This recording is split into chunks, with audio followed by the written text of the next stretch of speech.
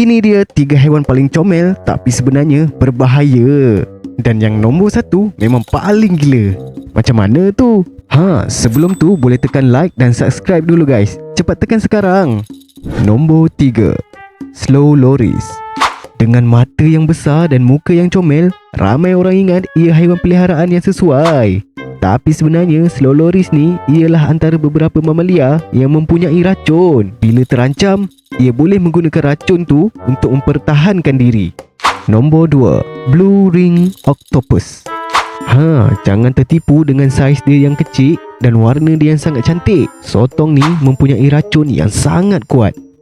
Malah satu gigitan kecil boleh menjadi sangat berbahaya kepada manusia tau. Nombor 1, Swan. Biasa kalau kita tengok swan ni memang cantik dan nampak tenang, tapi sebenarnya dia boleh menjadi sangat agresif apabila melindungi pasangan atau anak dia. Dengan kepak dia yang kuat, dia boleh mencederakan manusia jika terasa terancam. Memang nampak cantik, tapi jangan suka-suka kacau dia tau.